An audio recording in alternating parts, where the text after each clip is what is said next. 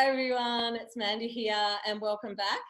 You're on the Success Love Speed Summit and Yachting International Radio, and I'm extremely excited today to introduce you to the one and only Kate Gray, a fellow Tasmanian.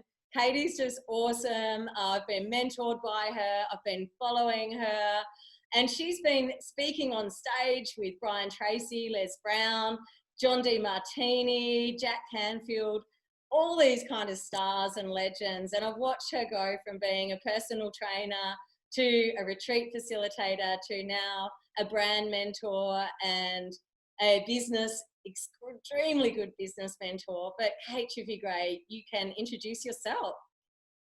Thank you so much, Amanda. I'm so excited to be here. Thank you so much for anyone that's taking the time to tune in. As you said, I'm a business influencer and a brand innovator, and I'm the co-creator of Conflict Marketing, the United Front of Visionary Entrepreneurs, and the Sprint to Scale program.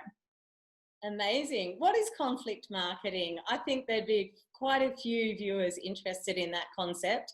I'd never heard of it before. Yeah, it's something that I created after studying like what makes movements. Because ideally, most of the clients I work with, and I think many humans with big hearts, we don't just want to sell a product or a service, we actually want to leave a legacy. And in order to leave a legacy, we must not just sell products and services, we must actually create a movement. And by creating a movement, we create a thing called viral coefficiency, which means that the movement actually begins to sell the products and services for us, because the products and services are just a disguise for the legacy and the shared values and the beliefs of the movement. So it's a different way of marketing. It specializes in organic marketing. And the reason I call it conflict is it's made of 3 pillars. One pillar is antagonism. And it doesn't mean that we go out and create conflict, but I did study a lot of very famous people, and one of them, political positioning aside, I have no political interest. I'm not from the US, I'm from Australia, from Tasmania.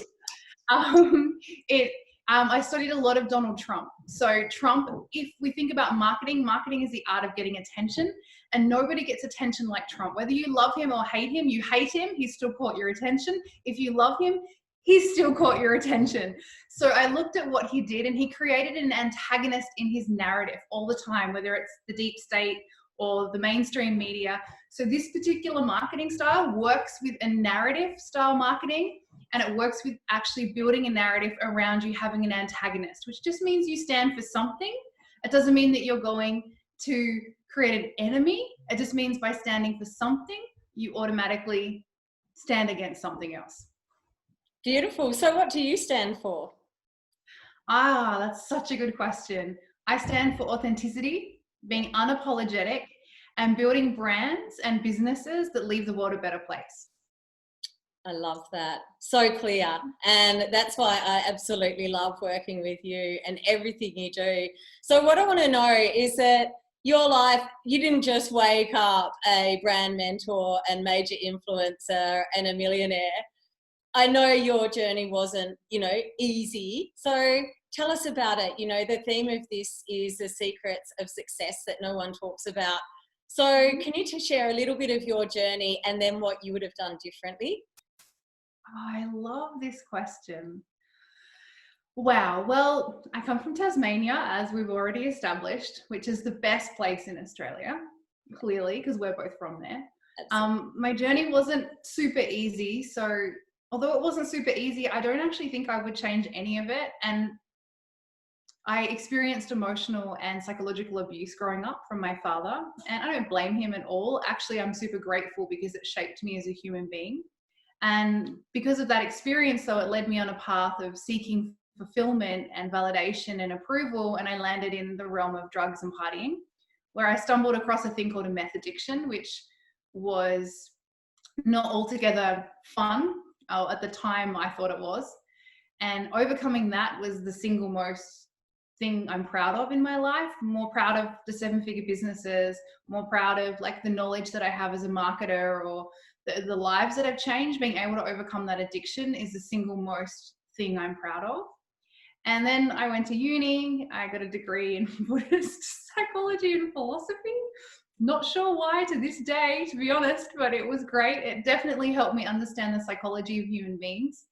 And now when I work with people in business and in my Sprint to Scale program and United Front, as you know, and even conflict marketing, everything I do is done through the observation of human behavior and economic behavior. So I'm very grateful for that. I started my first kind of fitness business, made lots of money, had very poor financial literacy skills, had to close that down, owed the tax office a lot of money, could have gone bankrupt, but chose not to, chose to pay my debt out of it. And that was my lowest point. From there, as you mentioned, I moved into the retreat space and then the business mentoring space. There's been a lot of challenges, a lot, and I wouldn't change any of it. That's beautiful. And what do you think are the main secrets of your success? How do you stay so wild yet so grounded and so beautifully like in your masculine with taking aligned action? And I know some of your requirements are to work with people that don't get stuck in the process, and I think I fell in love with you the day you said you won't tolerate adult tantrums, because I was like, they were the words I've been looking for my whole life, and I think everyone watching this will love that. So then you're so feminine as well, and you're so in flow. And so what are your secrets? How do you get to be so cool? Oh, you're amazing. So first, in terms of the masculine and the feminine, I think it's because I don't see it as a gender role. I see it as energy. And I have this term, and actually I learned it from Jeffrey Slater when it comes to speaking, and it's called behavioral range. So the person with the most behavioral range has the most influence. And what I learned from that is being able to be direct and linear and results orientated, which is perceived as a masculine trait, is just another behavioral range that I have access to. And if I give up making it right or wrong, or a man or a woman, and just go, it's just another form of a tool, then I can move in and out of them with ease and grace. And I don't find I burn out, because I go, cool, I have a repertoire of tools in front of me, like a palette, like I'm an artist. I have a palette of paints. And depending on what color is required at the time, I just use the color without really giving it a label or a story. And then I can move in and out of the colors with ease and grace. That is awesome. I love that. And so what do you do every day to set yourself up? Do you have a morning routine, or do you just do what you feel like?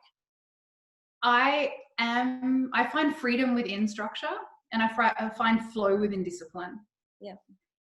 For me, I definitely find the repetition of being able to have the same routine every day in terms of my morning routine is essential for me to set the day up.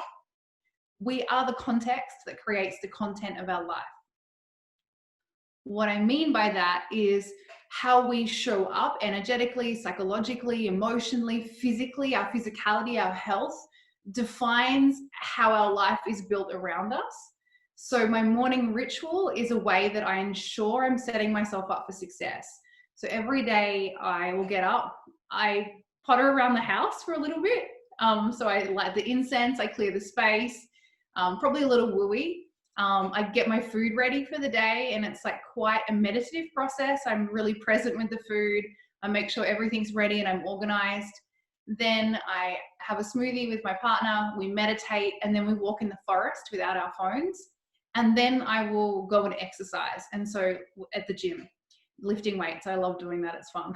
And that is every day, except the only thing that changes on Saturdays and Sundays is we replace the meditation with Dr. Joe's walking meditation, and we do it outside in the park with our dog.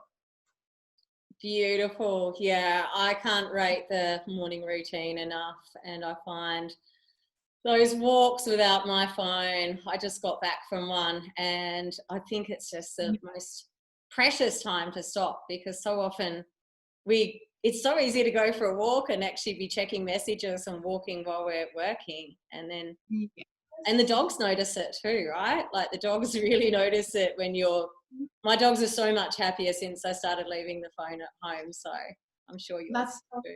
good.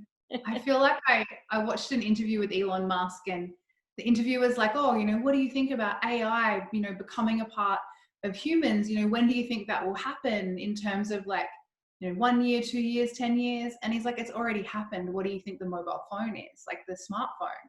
And I was like, oh, it actually is. Like it's to the point where people are anxious without it. And it's almost like we're being conditioned maybe to accept technology as a part of our body. And so I'm like, need to spend less time with my phone. So at least once a week, additional to the walks, I try and operate without my phone and really disconnect from that addiction to technology. I do the same. Mine just started ringing. On point.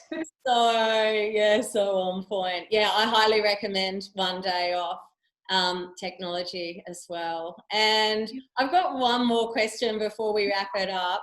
If you were talking to someone that was really keen to, you know, make that jump from six figures to 7 figures, to be able to show up more, contribute more, and make more of an impact, what would be the one bit of advice you would give that person? Find someone who's done it before you, that you admire, that have the same values and traits that you want to embody.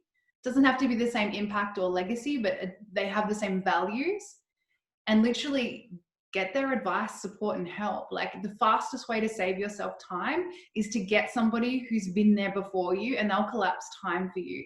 You cannot underestimate having a mentor of sorts. It is the fastest way to get where you want to go. And I know there's often resistance around investment, and I've felt this myself.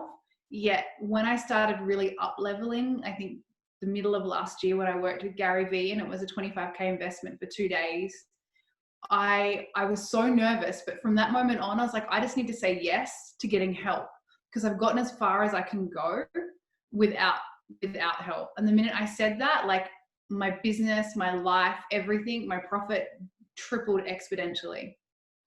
That is gold. Thank you so much. So on that note, if you're really loving this interview, which I know you all are, and you want to find out more about Kate and what she does and the United Front and working, you still do one-on-one packages as well? Do you still work with people one-on-one, or is it all as a group? I don't do one-on-one anymore. We do we have Sprint to Scale, which is an 8-person elite mastermind, and then we have a 4-person mastermind. We actually find the groups, because proximity is power, the groups are more effective because everybody moves as a unit and we all learn from each other. It's actually way faster to scale with a support group of people and a mentor. Yeah, and having been in your groups, I totally agree. And it's a really good way to make like-minded friends as well, and, you know, have success buddies that you grow with too. So we're going to put all Kate's links below. Check her out, follow her. She's amazing and pretty entertaining. Kate writes some pretty awesome, polarizing and slightly triggering posts that I always enjoy reading too. So check her out, whatever line of work you're in. Thanks for being on the show, Kate. I'm really, really stoked to have you in this space. It's been such an honor. And rock on, sister. I love what you're doing and the way you're changing the world. Thank you so much. Thanks everyone for watching. Big love.